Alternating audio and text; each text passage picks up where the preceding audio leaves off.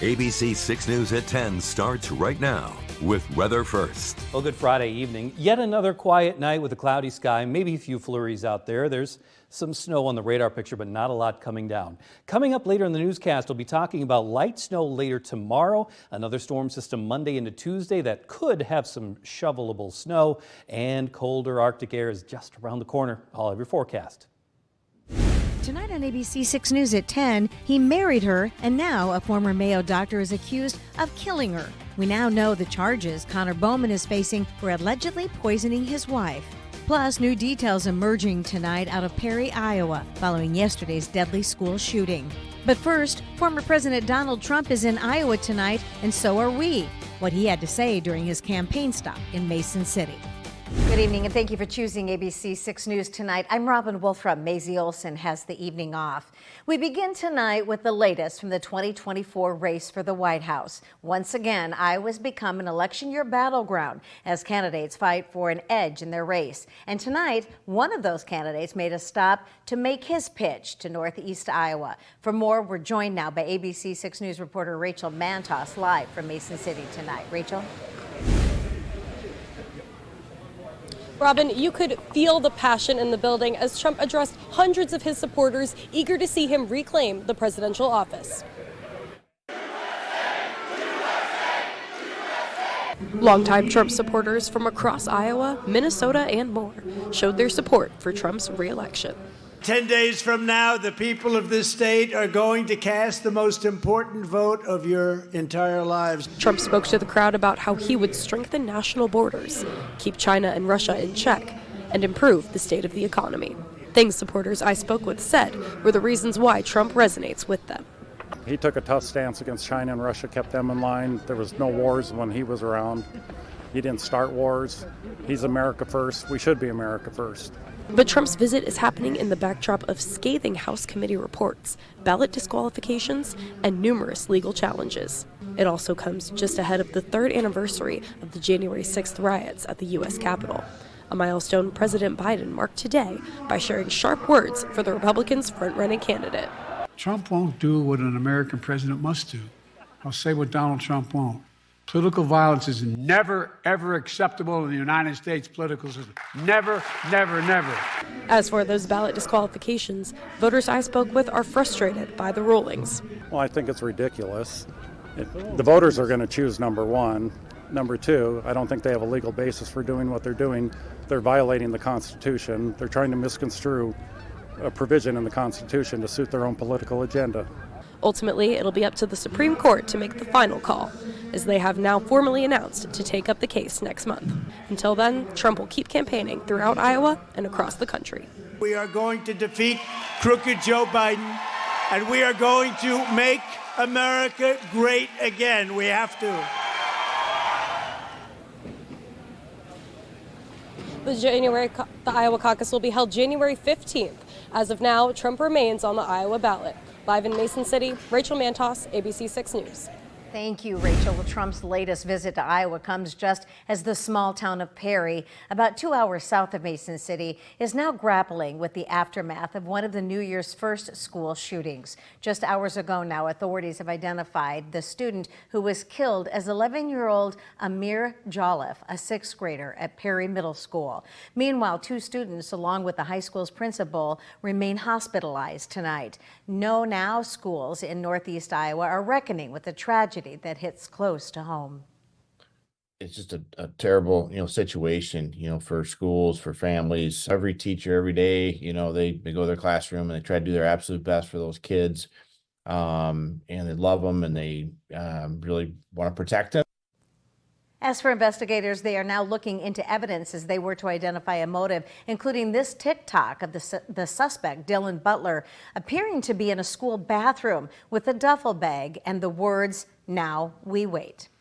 Also tonight, new developments from a disturbing story involving a former Mayo Clinic doctor accused of killing his wife, 32-year-old Betty Bowman. She died in August from poisoning. Court documents released just today show that a grand jury has formally indicted 30-year-old Connor Bowman of a new charge of first-degree premeditated murder. An additional count of second-degree murder with intent was also included in the indictment. Bowman will appear on these charges later this month and now faces the possibility of life in prison. And in Austin, police are asking for your help identifying this man who was caught on security cameras after allegedly stealing from a local business. Now, the business and the suspect is also seen in that video that they have. He is driving away in this dark gray SUV. Now, if you have any information on this case or who this man might be, you're asked to call the Austin police.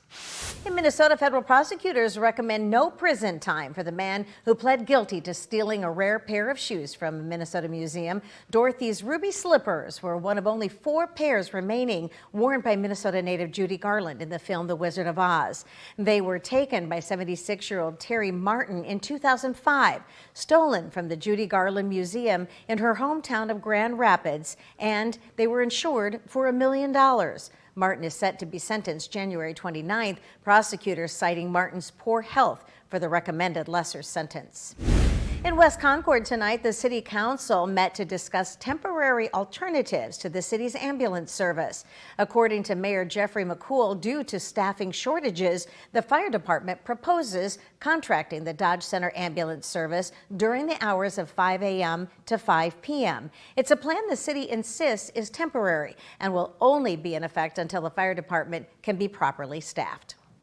This is not suspending, suspending is a strong word, right? So it's not suspending the ambulance service indefinitely. It is looking for a short-term solution. Now, some residents that we spoke to today say that they are concerned about response time if that plan goes into action. That includes Sarah Erler, whose father-in-law had a heart attack a few years ago while working on the family farm.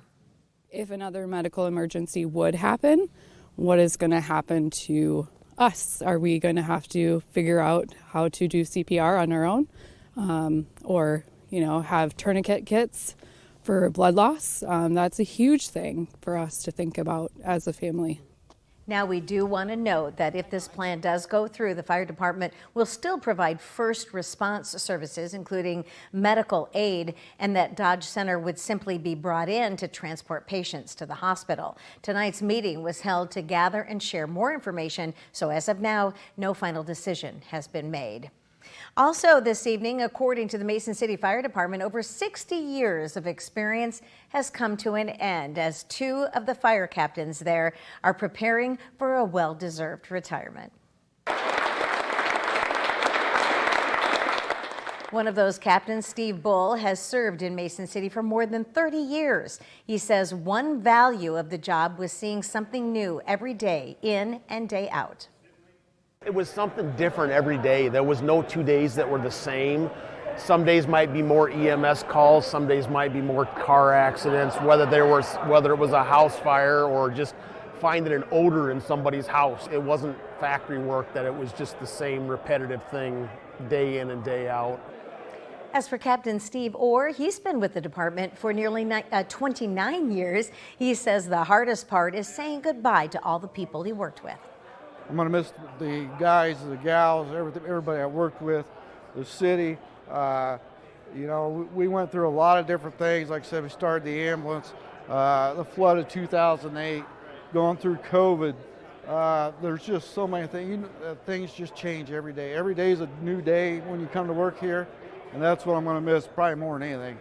As a North Iowa girl, I want to congratulate you 2 gentlemen. And on behalf of all of us here at ABC 6 News, we wish you well as you enter the next chapter in your lives. Well, still ahead tonight, finally, some good economic news to share. A year capped off with steady gains. We'll have those numbers for you. Plus, you may have noticed that gas prices are pretty low right now. How they compare with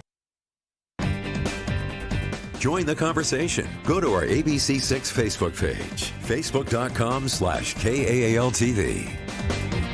Some good news for you tonight in the U.S. economy and the final snapshot of the 2023 labor market. Well, it ended up exceeding expectations and capped off a year of steady gains. Here's a look at those numbers. The U.S. economy added 216,000 jobs in December, surpassing expectations in a show of resilience for the labor market. The unemployment rate remained at 3.7%. Wages were also up 0.3% over the month before.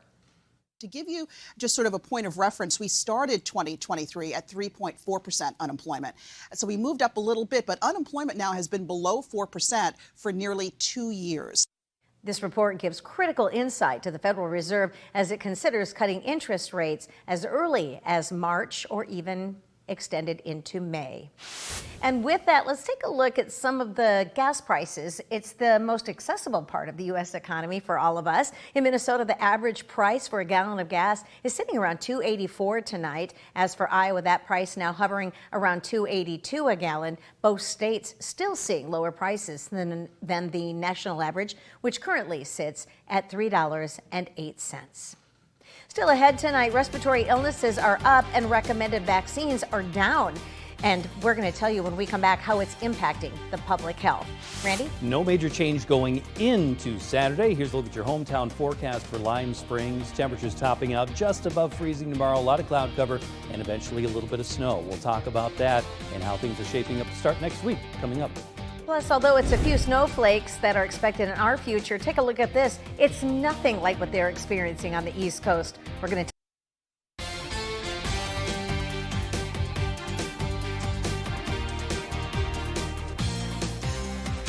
Welcome back. We turn now to a new study showing that 1 in 6 toddlers have not completed their childhood vaccine series, an issue that may be having an impact on rising cases of respiratory illnesses across the U.S. Researchers from several institutions analyzed data from more than 16,000 children.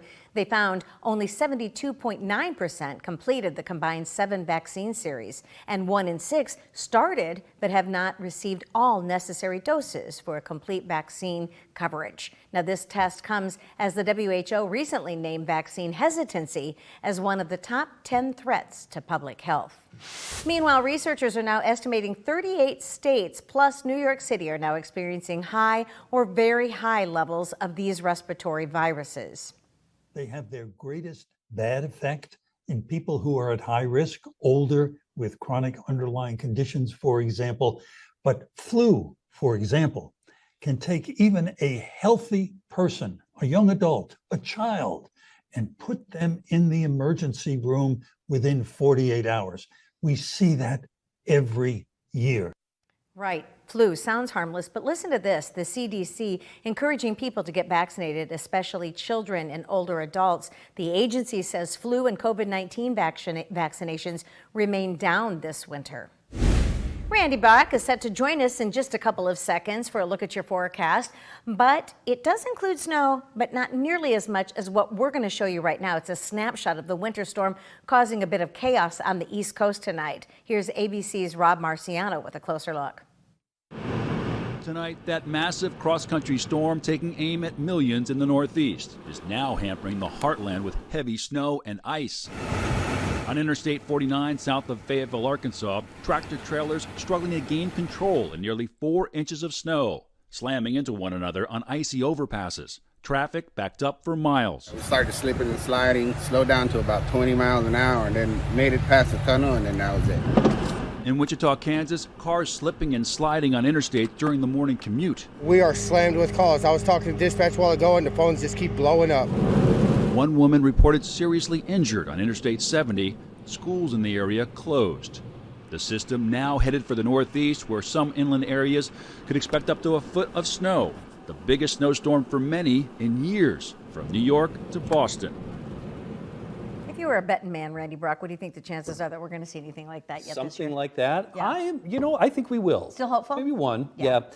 Even on the quietest of winters, we're still going to have a cold break. We're still going to have some snow that comes out. But we never expected this. This is crazy. There have been some years where we saw snow like that every other weekend. That's true. That's right. But tonight it's quiet. It's cloudy. There have been a couple of snowflakes falling, not many of them hitting the ground. And almost the same thing later tomorrow. Some minor accumulation is a possibility, maybe up to around a ½ inch late tomorrow into Sunday morning. Then Monday into Tuesday, that one's going to have some more potency to it. The question mark's still out there with track. We could see just enough to shovel around southern Minnesota, northern Iowa, but it looks like southern Iowa, northern Missouri, parts of Nebraska and Illinois getting hit the hardest out of the Monday and Tuesday storm, but still, there are more waves behind it, so things are shifting. Our winter is changing now, getting into the middle of January, but appropriately so. The middle of January also tends to be the coldest time of the year here for us, and that's when we have some Arctic air moving in. Right now, just a few returns on the Weather First radar picture. Not a lot happening locally, but you get up to around Duluth, and they have had some accumulation, and albeit minor, it has been making for some travel troubles up there. Plenty of spinouts happening up around the Arrowhead down to Duluth and northern Wisconsin.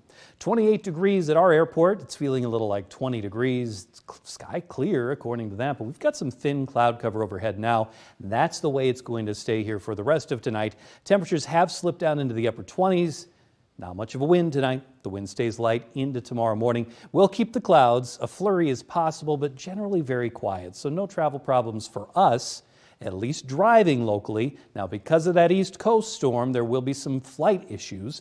Just because of a number of the hookups that are going to be delayed here across the country, especially heading out to New York, Boston, and the like. Now tomorrow, a cloudy sky and a little bit of snow developing late in the day. In the evening, this won't be much. Generally speaking, just a little bit to cover the grass, cover your windshield. Now there could be some slick spots on the road out of that tomorrow as well. This little wave with the flurries is making its way on out, but we've got another line coming in, and this is going to have a wind shift with it too, so it gets a little bit colder behind that on Sunday.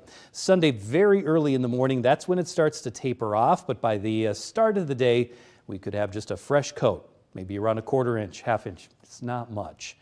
Looking a little farther out, once this wave scoots on out, there's a much larger storm system affecting the middle of the country Monday into Tuesday. Question marks is how far north will it reach? Because while this is still going to be down into parts of Oklahoma, there will be some snow stretching up into southwestern Minnesota. We'll get a little bit of that around here, 1 to 2 inches probably, maybe up to 3 for some, namely around Mason City and Charles City. You've got the better opportunity of getting some of those slightly higher totals, so we could have enough to shovel, not enough for winter storm warnings or anything like that. But then we've got another wave behind that one on Wednesday. So that's the active weather pattern. Doesn't necessarily mean we're going to have blizzards out of the deal, but things are picking up.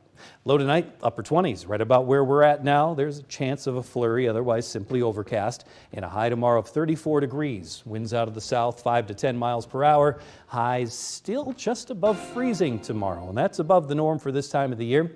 20s for highs on Sunday. That is just a little bit cooler. Then there's our Monday night into Tuesday system, Wednesday night into Thursday, Arctic air arriving Friday, and maybe a little bit of weekend snow as well. And some of that's out into kind of fantasy land, so it's hard to tell exactly what's going to happen, but see some snow. Well, we still have a week of this tropical warmth. Right. So, and we need to go slowly into it. So in small doses, that's fine. Yeah, we'll ease into it. Yeah. Thank you so much, Randy. Well, here in Minnesota, the Department of Public Safety is sharing new tools today that they plan to use to help crack down on impaired drivers. Drug enforcement evaluators are now being trained to use this new device. It's actually similar to a breathalyzer, but instead of detecting alcohol, it detects the presence of cannabis and other drugs. It's not yet in use by law enforcement, but this training is being helped to determine whether the results provided by the device are accurate.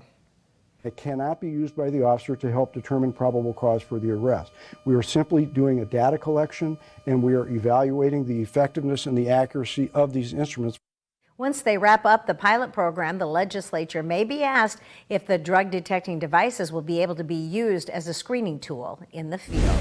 Now to some stunning numbers from the new Professional Women's Hockey League. According to the PWHL, nearly 3 million people across Canada watched the New Year's Day game between Toronto and New York. That game also ended up being the #1 sports program across all networks in the country that day. Meanwhile, here in Minnesota, ticket sales for Saturday's home opener have already exceeded 10,000. That's pretty exciting news, and somebody who I think might agree with me is our ABC 6 sports reporter, Jordan Austin, joining us now with sports. And quite a crowd in Wisconsin today. Not hockey, we're talking wrestling. Yeah, didn't quite reach the millions out there either, but the Clash in Wisconsin brought quite a few wrestling fans, including some of our local teams. And we'll have updates on how our local teams did in that clash coming up in sports. Join the conversation. Go to our ABC6 Facebook page, facebook.com/KAALTV. Here's a check on your 10-day forecast. A little bit of light snow late tomorrow into Sunday morning. It's not very much, up to around a ½ inch. Monday night into Tuesday, we're keeping an eye on that one. Maybe a little bit of shovel there, and then much colder air coming our way by the end of next week. So it's looking and feeling like January soon. I can't wait till we waited until January to say shovelable. Shovelable. It's took been forever. Yes. Well, before we go tonight, a rough start to the new year for Leo. He's a golden retriever. The dog had to be rescued by the Coast Guard after he fell down a cliff in Oregon's Ecola State Park Monday. A rescue swimmer dropped down, loaded Leo into a basket where he was flown to a parking lot to be reunited with his family. Let's see if we can see video of him being reunited. Oh, buddy, I bet him was pretty cool. He must have been scared. Yeah, what a beautiful baby. These are such great stories to end the week with, aren't they? Thanks for watching, everybody. Have a great weekend. We hope to see you back here on Monday. Good night.